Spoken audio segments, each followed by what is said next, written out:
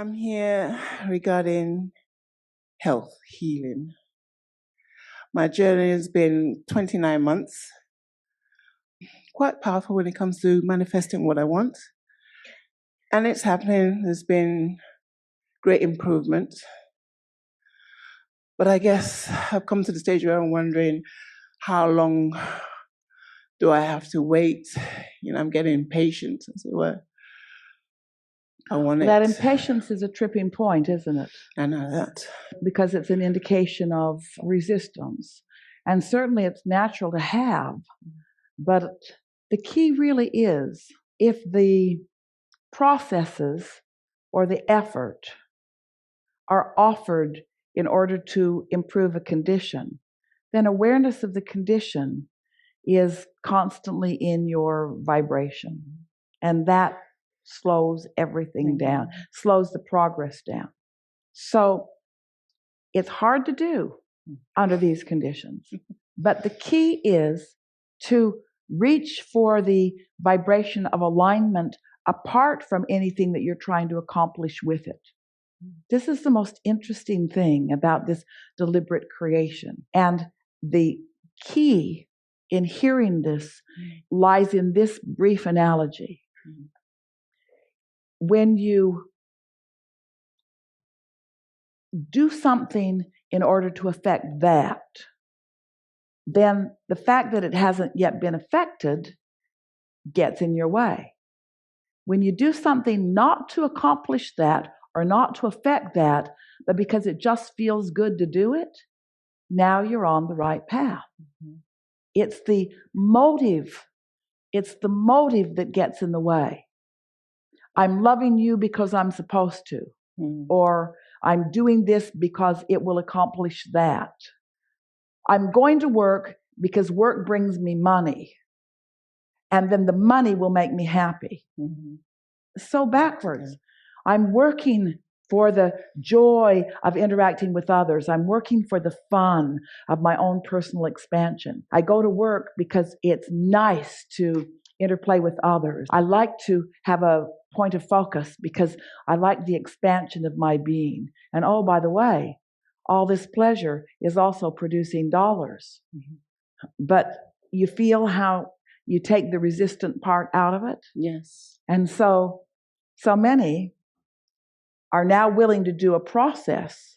We always enjoy it when there is a physical manifestation, because the physical manifestation usually inspires the desire to do something about it. But usually the desire is to change the manifestation so that I can feel better, and that trips you up every time. You follow that completely, Yes, don't you? I do. It's difficult because sometimes I feel perfectly normal, wonderful, great. Then I walk past the mirror and I think, God, I've still got a long way to go. And then it starts all over again. Well, avoid the mirrors. Esther does it every day. I do. Avoid the mirror. Avoid anything that causes you to feel any discomfort. Just avoid it. Don't look there. Just don't look there. Don't look anywhere that doesn't feel good when you look there. I thought that by avoiding looking means I'm focusing on what I don't want as well. You sort of kind of are, but there's a difference between not looking and looking somewhere else. Look at what you want to see. Here's a good way of thinking about it. It will feel a little off the subject, but it isn't. It's right on. And because it will feel a little off the subject, it will be distracting, so it will be beneficial. So it's like wanting to feel appreciation, wanting to be appreciated. So you're sort of looking around for evidence that you are being appreciated, which is really tricky because people are so fickle. And they're not all that interested in you anyway. And so you sort of have to kind of make a spectacle of yourself to even get them to look at you. And so it's the hard way of going about it. But you can easily appreciate something.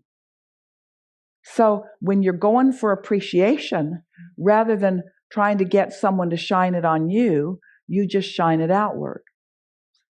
So in the same way, focus where it feels good. Don't try to take the subject that doesn't feel good and make it feel good. Just focus where it feels good. Focus on what feels good.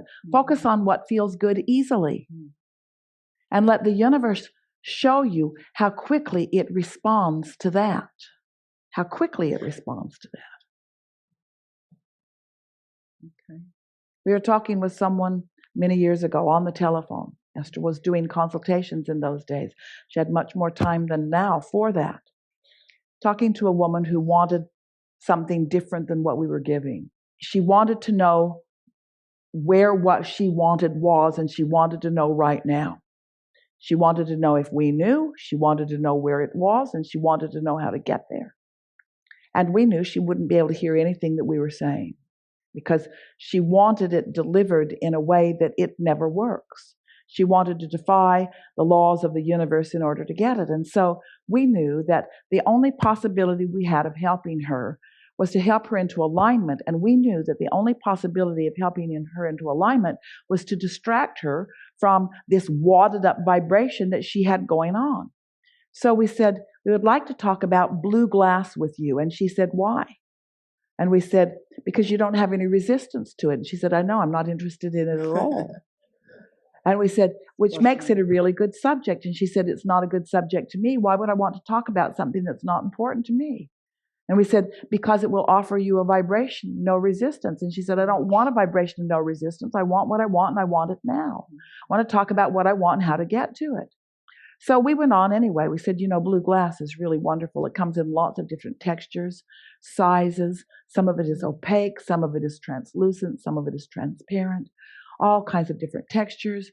She was not the least bit impressed with the clarity of our vision. And so she said, I don't want to talk about that. We said, then let's talk about butterflies. I don't want to talk about butterflies. There are so many different species of butterflies. They come in all different sizes, all different colors. I don't want to talk about butterflies. Well, then let's talk about feathers. I don't want to talk about feathers either. Feathers, so many beautiful feathers on so many different creatures, all kinds of different feathers. She hung up. She hung up. She hung up, and Esther came out of the room, and she said to Jerry, this one is going to want her money back, and I'm happy to give her money back because she did not get what she wanted from Abraham. Jerry didn't ask any questions. They were in La Jolla near San Diego, and they went to lunch. So they get out of the car. You've heard this story before, but it matters so much. They got out of the car, and Esther feels this powerful impulse to go into a shop. Now that in and of itself is not unusual. But the impulse was so powerful. It was so strong. They were on their way somewhere else. So she's dragging Jerry, kicking and screaming, into the shop with her, to the very back, to the very back, to the very back, and found a room that was ceiling to floor, wall to wall, blue glass, lighted in the most amazing way. And Esther did not make the association at all. They just looked at it. Jerry said, have you seen enough? Esther said yes, and off they went to George's for lunch. So they had lunch. And after lunch, they're walking down to what's called the Cove in La Jolla. Beautiful, beautiful place where the water and the rocks converge. And as they were walking toward these rocks, they're walking across this grassy area. And a flurry of butterflies surrounded them that was so intense they had to stop talking in order not to eat them. It was odd, unlike anything either of them had ever experienced. Jerry said, that was weird. Esther said, yeah, it was. She's still not making the association about the conversation. And then a little boy came running across the grass from way over in the distance. Jerry said, I think he's looking at you like he knows you. Esther said, I know, but I don't know him. He came running, got right up to her and handed her a feather that he had found on the ground, that he was inspired to bring right to her, because he was one of the fairies of the universe in that clear space, a cooperative component, ready to deliver to Esther a powerful message, you see. And then in that moment, Esther explained to Jerry, oh my God, I can't believe it. Abraham was just talking to this woman about blue glass and butterflies and feathers. They spent a minute or two on each subject, and it must have activated in my vibration enough that in this state of non-resistance, the universe is showing me that anything that's active in your vibration is going to manifest, and it's going to manifest fast, you see. But Esther, like the woman, had no resistance to blue glass and no resistance to butterflies and no resistance to feathers. In other words, it was a subject that was clear. And when it was clear and active and therefore in alignment, there was an immediate universal response about it, you see. But there are so many subjects of things that feel like great importance that are not pure in your vibration. Almost nobody that you know in human form is pure about the subject of physical well-being. You've heard too much, you've seen too much, you know too much, you have weighed the pros and the cons of too many conditions, you've evaluated too much, there's too much that's active in your vibration for it to be that simple, you see. But sometimes when you powerfully want something, your desire can override your belief if your belief is soft enough to allow it, you see. You have to distract yourself from hindering beliefs. So you have to goose up the beliefs that help and play down the beliefs that don't help a little bit at a time. And you've been doing that. That's why you have been receiving steady improvement. Not quick, but steady. And that is enough, you see. But when you grow impatient, in that feeling of impatience, then you're shifting a little. In that feeling of impatience, you're introducing more of the contrary thought. So just hang in there and enjoy the experience of clarifying your vibration. Everybody wants this. This is a journey you really, really, really, really want. You all want clear vibration. Do you know, one who is connected to that pure positive energy is more powerful than millions who are not? And do you realize you don't quite yet, but you will? How simple it is to offer a singular vibration. All you got to do is stop doing the but part. You've been trained to weigh the pros and the cons and the pluses and the minuses. So many people have been clamoring for your agreement with what they think. And your desire to please them by giving them agreement with what they think has got all of you full of split energy.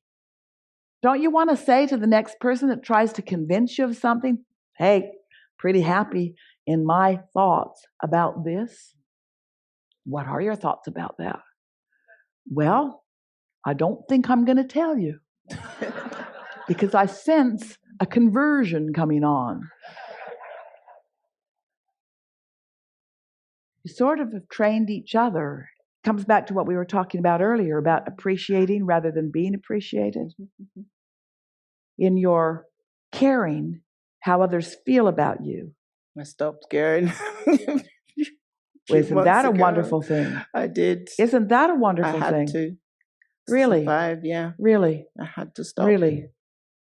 Had to stop. Are you saying to us that you created a situation to give yourself the greatest gift that anyone could give to anyone? I sure did. I had to. I didn't have a choice. Are you saying to us that you put yourself in a situation where you had to give up something that wasn't serving you? Good job. Mm-hmm. Good job. And despite all of this, it's the greatest gift. I'm a happy bunny. Believe it or not, I'm really happy. We believe it. We believe it. Because I know it's going to end. Yeah. I know it just is. I don't know when it's going to happen, but Doesn't I know matter. It's going to happen. Doesn't matter. The greatest gift that you could give anyone or yourself is the gift of freedom from caring what others think. Because when you care what they think, it splits your energy. And when it splits your energy, you're not mating with your soul. When you're not mating with your soul, you're not experiencing that unconditional alignment. And when you're not experiencing unconditional alignment, there's some degree of negative emotion, so you're not free. Because the only thing that you're trying to get free of is resistance, you see. We think you're in the perfect place. We think you're having the perfect unfolding. We think you've helped everyone understand it more clearly. Wow. Yeah. It's good to get that confirmation. Thank you.